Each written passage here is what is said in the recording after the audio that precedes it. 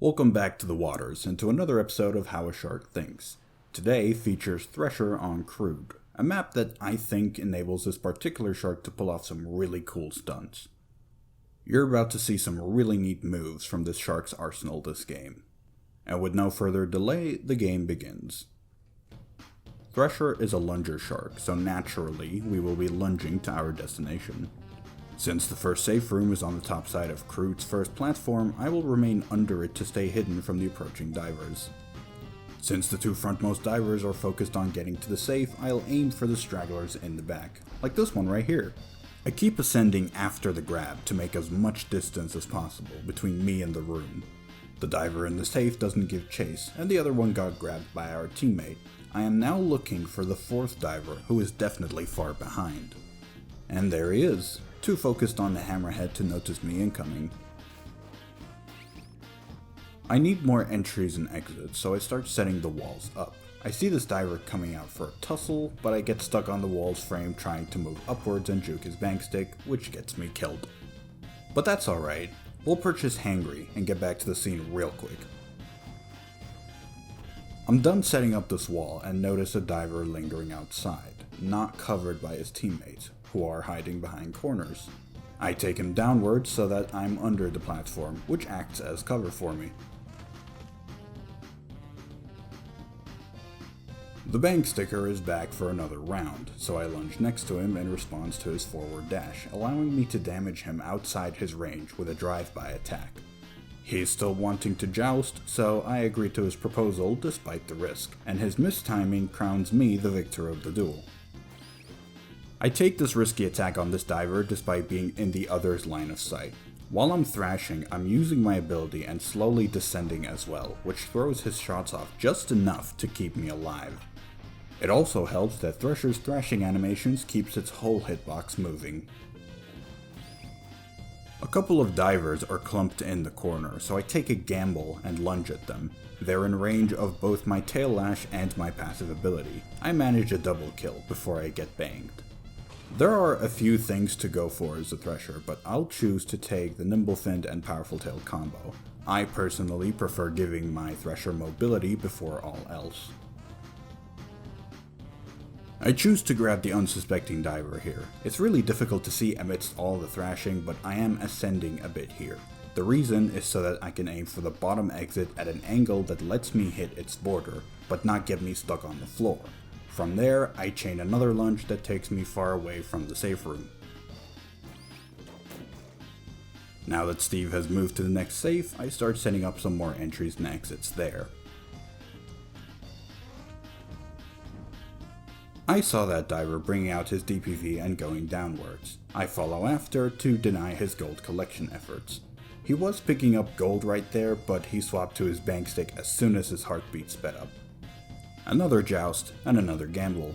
Challenging divers to face-offs like this, regardless of the weapon they hold, is to say that their accuracy, their reflexes, their weapon, their dodging, or any combination of the previous four are simply not good enough to win the duel. These one-on-one duels are always a gamble, and success is never guaranteed, so engage in those face-offs at your own risk.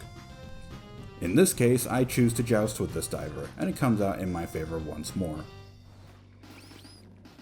But this next attack had a fatal mistake. See all those windows here?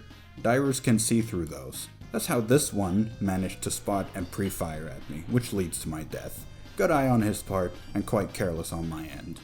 I think my shark's mobility is satisfactory as of right now, so I'll start upgrading my ability to now two-shot the divers. The bank sticker is down there again, as you can tell from the hammerhead's death, but that's fine. We'll go capitalize on the weaker safe room he's left behind him. Another risky lunge here, but it pans out in my favor. The reason I'm not using my ability as soon as I grab him is because of the tail lash animation. It lasts between half a second and a second, I believe, and you can't lunge or dart while it plays, which often gets you killed. So instead of using the ability as soon as I can hit multiple divers with it, I'm saving it as a finisher so I can keep my hit and run attack as efficient as possible, and preserve my life ticket. I lunge downwards here, just in case one of the divers was chasing or aiming at me. I try for another hit and run here, but I miss my exit by a landslide. This DPVer is out of his team's line of sight. We'll catch him early before he gets too far away. Wasn't expecting them to fire in this direction. Luckily it isn't lethal. We'll just remove the toxic real quick and come back.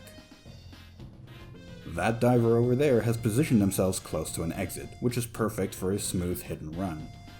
Now, I get chased by two divers. One is DPVing for a bank stick kill, and the other is trying to snipe me before I get away.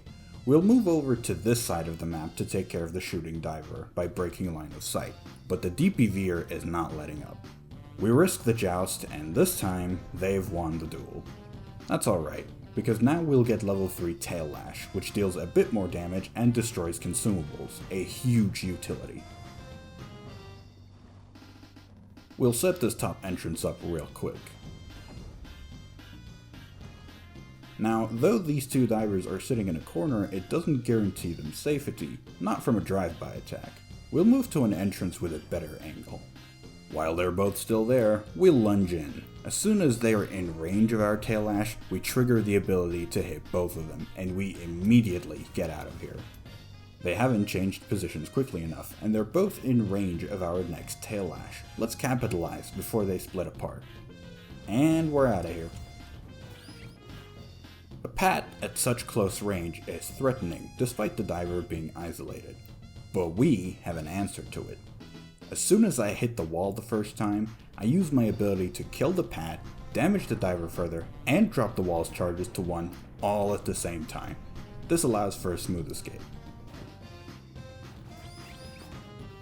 There's another pat in the exact same spot as before. I hit the border of the entrance after some really sloppy positioning, but that's okay. No pat is safe from a Thresher's wrath. Now, I could have grabbed that diver and ran away, but I'm not doing that. If you remember the last Sharking 101 video, the MHR of a Thresher without their ability equals to half their health. We are most definitely at half of our health, and we just used our ability, so grabbing this diver would just result in us dying. I'm choosing the bank sticker as a target here since they're close to other divers, which will let me get some AoE damage off.